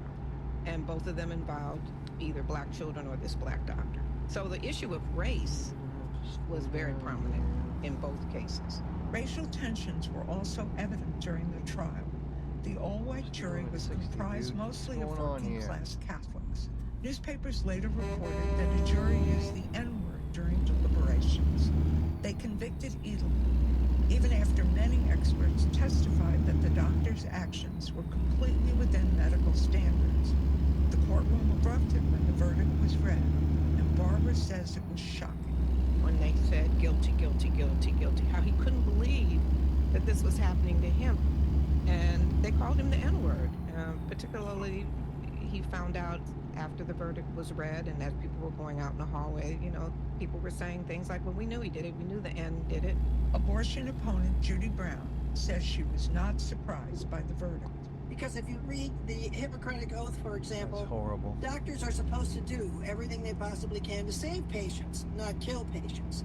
So the question became, as it always does, is the abortion killing a person, or is it simply removing a growth from the mother's womb? And the pro-life movement universally took the position that that preborn baby was an individual in every sense of the word, not the same as his mother, but a separate individual. The judge sentenced Edelman to a year's probation. Soon an appeal was underway. More than half a dozen groups filed friend-of-the-court briefs in support, including Planned Parenthood, I work at St. the Mary's, ACLU, the League of Women Voters, in my and the National hometown Medical Association. here in Edelman Maine. continued to practice medicine while his case was on appeal, but he worried he would lose his license if the conviction stood. He was left in limbo for over a year until the Massachusetts Supreme Judicial Court overturned his conviction in 1976 in the unanimous decision. Barbara says in the aftermath, the mild-mannered young doctor became an activist and a major figure in the abortion rights movement. During the appeal process, doesn't people have it wanted there. to hear his story. And so he began speaking around the country. And so all of a sudden, he became someone who had a voice. His case had national implications. But he also found, some comfort in doing this work because he realized if they could come after him, they could come after anybody. Even though Edelin was exonerated, his trial had a chilling effect. Doctors became reluctant to perform abortions, and late-term procedures became almost taboo. This feels familiar to many physicians practicing today under tightening abortion restrictions, says Vivian Pym. Physicians are hesitant because they just know that somebody's looking over their shoulder, somebody's monitoring who their patients are, and they don't want to lose their medical license or be convicted or end up in jail. But at the same time, they understand the plight of the women who are seeking these abortions late, and how sometimes that late-term abortion is the only way to save the patient's life. The imposition of non-scientific political views on how medicine can be practiced is really devastating. Put in that position because and the fact that we've seen an like you increase said, the in this Hippocratic Oath, in you're very gonna have to recent help years, people reminding sick, me of but how it used to be in the 70s, 60s, and 70s when I thought we today's got world by is this. so judgmental. It's affecting and many so- young physicians who won't train in some states in I don't even know OBGYN. the word. Kenneth Edelin went on Put to it- a distinguished career as managing director of the Roxbury Comprehensive Community Health Center, which served Boston's Black community. He was also Dean of Minority Affairs There's a lot of at the racism, Boston there's a lot University of, School of Medicine, where he was instrumental in hate. recruiting There's and just a mentoring lot of minority medical hate students, in and today's chair world. of Planned Parenthood Federation of America. He died in 2013, nearly a decade before the Supreme Court overturned Roe v. Wade. His widow, Barbara, says if he were alive today, he would be on the front lines. He would say, let's get out, let's rally, let's do something. Probably trying to find ways to get to the legal side of this and make a difference. Come on, Light. That story was reported by Linda Marsa. You're listening to The Pulse. I'm Mike and Scott. You can find us wherever you get your podcasts. Also, subscribe to our newsletter to stay in touch with us and to find out what's happening on the show. You can sign up at whyy.org/The Pulse newsletter.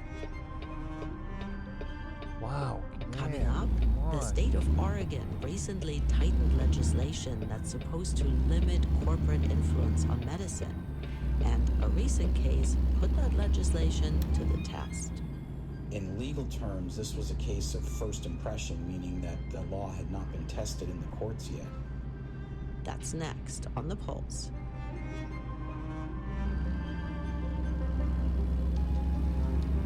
I know it's news, I get it. But man, I need some sports. Did you know your gift to Houston Public Media could go twice or even 3 times as far through your employer's matching gift program? Many companies will match the charitable donations of their employees, and some even match gifts from retirees. That means your support for trusted news and programs could have double the impact for our community. Find out if your company participates at houstonpublicmedia.org/match. I'm Maria Hinojosa. Next time on Latino USA. It's been 10 years since a mass shooting at the gay nightclub Pulse in Orlando, Florida. We speak with a survivor. Sometimes when I close my eyes, I see when I was on the floor. And look at what's changed for LGBTQ plus people since then. That's next time on Latino USA. Sundays at 7 p.m. on News 88.7. If you are born on U.S. soil under the Constitution, you are a U.S. citizen. Should you be? That's what the Supreme Court is going to be answering in a highly anticipated decision expected later this month. I'm John Donvan. Should America end birthright citizenship, or would doing so be a mistake? That's this week on Open to Debate.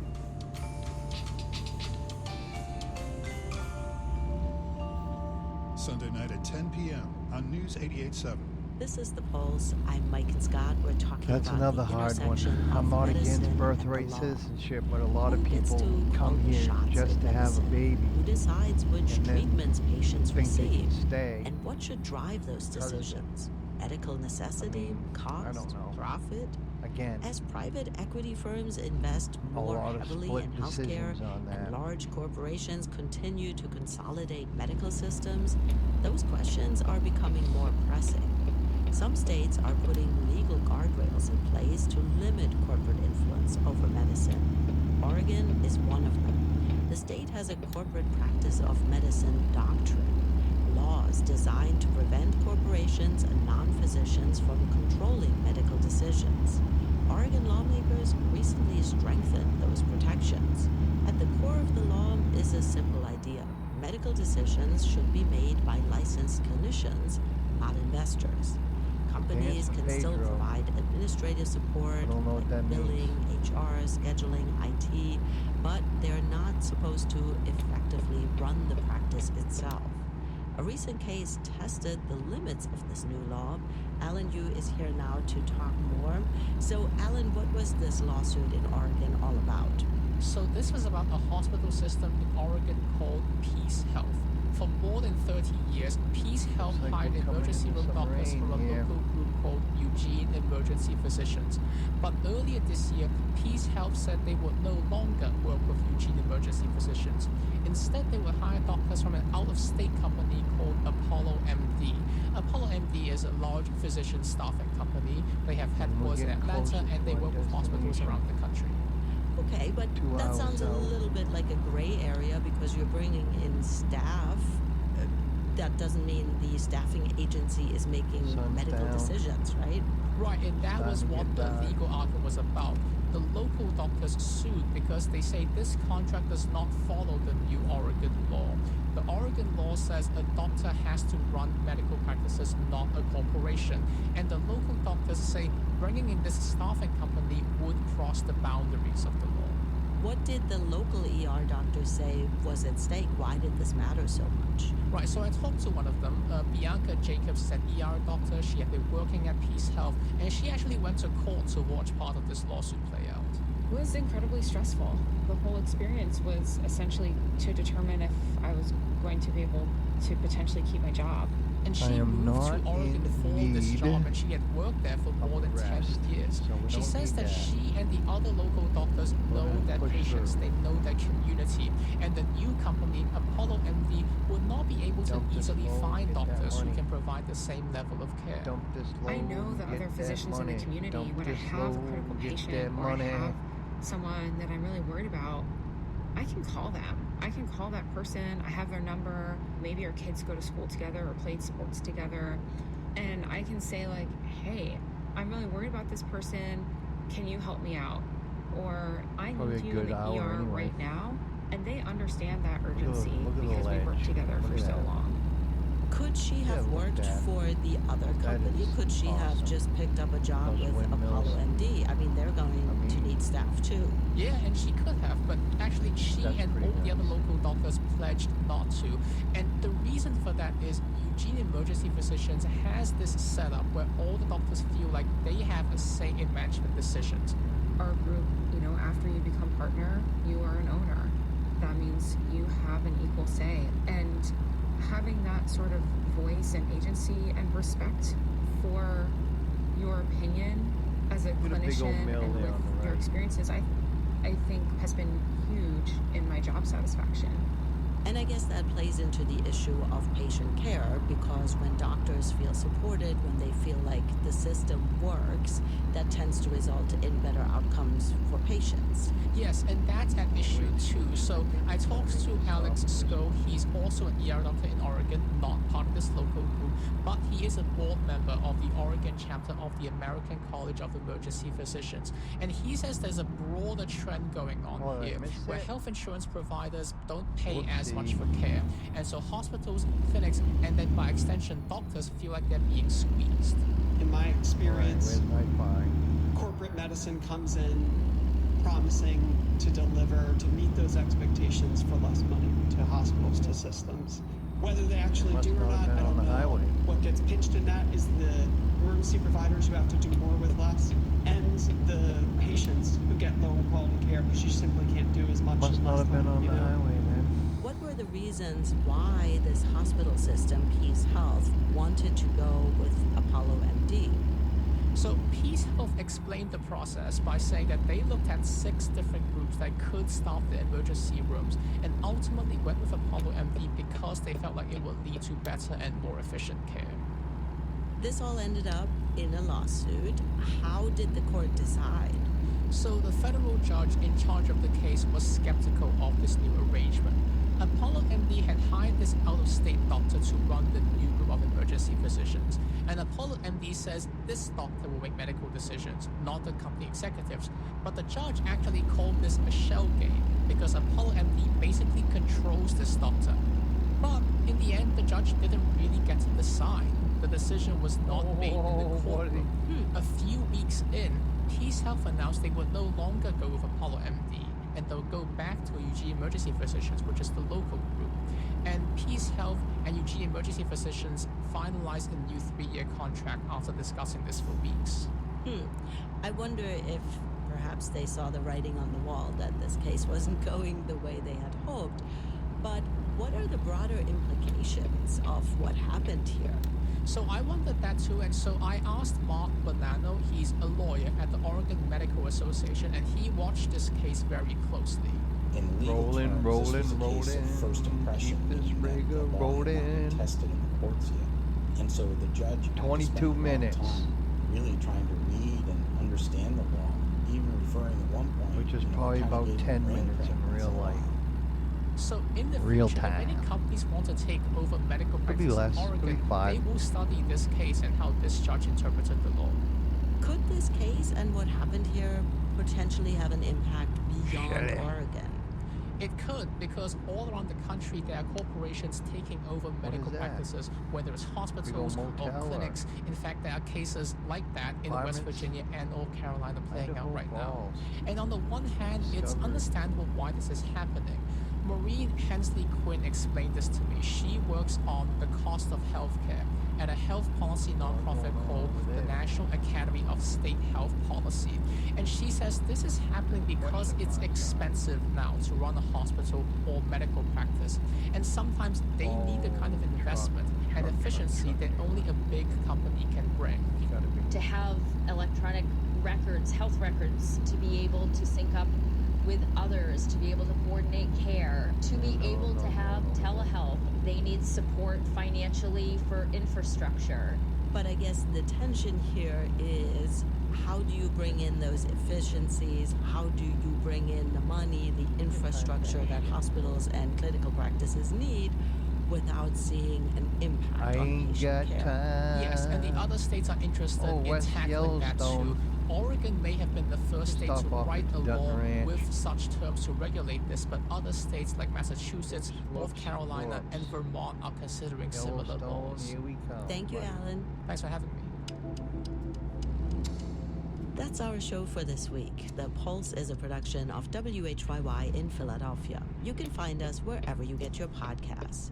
Our health and science reporters are Alan Yu and Liz Tung. Charlie Kyer is our engineer, and this week we had additional engineering from Tina Kalake. Our producers are Nicole Curry and Lindsay Lazarski.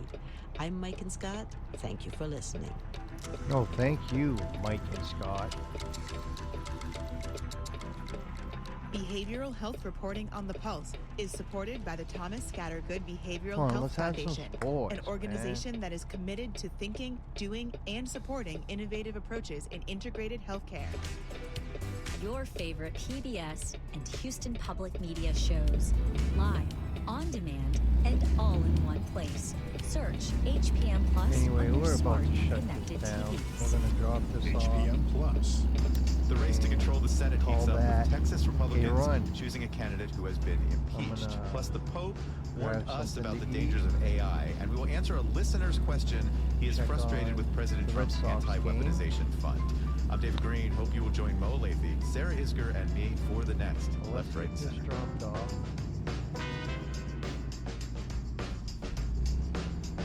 left, We're on right, payday. and center. Sundays at 9 p.m. on News 88.7.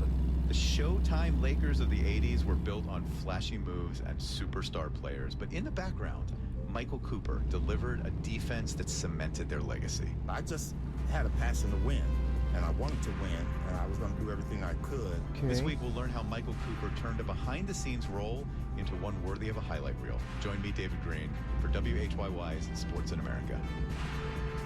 Sports in America with David Green. Sundays So at I'm 5 talking p.m. about. on News 88.7. Your NPR station, News 88.7 KUHF Houston, a service of the University of Houston. Get local and breaking news anytime at houstonpublicmedia.org. Listen to us on your favorite devices. Tell your smart speaker to play News 88.7. Welcome to NewsHour from the World Service of the BBC. This is Owen Bennett-Jones, and today Israel has intercepted some Iranian missiles. We'll have the latest live. The Armenian election. What will the result tell us about the contest between the West and Moscow to influence the country? We've seen endorsement from President Trump saying, make Armenia great again, and reports that Russia has been trying to send ethnic Armenians from Russia to vote in favor of pro-Russian parties. The next generation of weight loss drugs here we might go. not Let's only get on limit that. appetite, but also burn Go away to this fat. view. It needs to be safe, it needs to be effective, but this looks extremely Long, huh? promising, and I'm very excited by this. And while the former ruler of Syria, Bashar al-Assad, is in exile in Moscow, some of his key officials and relatives face trials in Damascus. All that to come. But right now, let's get the news. Trail. BBC News, I'm John Shea. Israel's military says Iran has launched a ballistic missile attack towards northern Israel and that its defense systems are intercepting the threat. The attack comes after Israel carried out deadly strikes on what it said were Hezbollah targets in southern districts of the Lebanese capital, Beirut. Our correspondent, Weira Davis, is in Jerusalem. In many ways, this had been anticipated. In fact, There there'd it been is. a warning from a couple of Iranian sources that after that Israeli attack earlier in the day against Hezbollah positions in Lebanon, in Beirut, that there would be a response from the Iranians. 940 And we've miles. had a statement through, a very strong Took me statement 30 through from the hours. IRGC, the I Iranian consumed Revolutionary Guards Command, 160 gallons of threatening gas. a full week of missile attacks against Israel. It has started tonight, specifically against the north and central part of Get some Israel, trailer and we maneuvering understand that bonus. nothing has landed or hit so far. Some Health officials in experience. Gaza say an Israeli airstrike on a Long police distance station bonus. has killed at least 5 people High and wounded value several cargo more. bonus. Gaza Urgent police delivery confirmed that bonus. Israeli warplanes struck the building in Khan Yunis. The Nasser hospital in the area said it received 5 bodies of $5,800. people killed in the attack. $58,000. The Israeli military said it was looking into the reports. Nearly And we'll 1,000 take it. Palestinians have been killed by Israeli And strikes in Gaza we'll since take a ceasefire with Hamas came into effect last October. Okay, where do we want Ukraine's to put President this? Volodymyr Zelensky is taking part in defence talks Seems in London with the high leaders of value. Kiev's top European We like the allies, high Britain, value. France and Germany. Mr 'Cause I Zelensky think we says get discussions paid will focus on support for Ukraine more. and cooperation on air defence. The British Prime Minister's office has said little about the talks. Our correspondent Joe Pike is in Downing Street. Very little detail from Keir Starmer's team as to what is being discussed. The Some sentence we upgrades basically here. got from them said there'll be further efforts to support Ukraine's self-defence, exert pressure on Russia and secure a just and lasting peace in Another Ukraine. Things that motor. you could say probably at any Here point we in the go. We last need the 4 motor. years and then be true. President of Transmission. South Africa, Cyril Ramaphosa, says his government will Yep. crack down on Yep. groups New responsible motor. for a surge in xenophobic Door violence in the trim. country. Headlights. Nigeria, Malawi, Ghana and Okay. Mozambique have evacuated hundreds of their Stone citizens bumper. after a recent increase in protests against Stone foreign migrants. fenders. Mr Ramaphosa sought to reassure South Africans that action was being Okay. taken against illegal immigration. There have been weaknesses in the way Okay. migration has been managed in our country. There have been weaknesses in rigorous and focused enforcement. Trailers, We shit. admit that. And there have been weaknesses And of course, there's of nobody corruption. in my room. There have been gaps in our systems that have undermined public Well, confidence. that is going South to Africans are entitled to expect better. wrap up this session.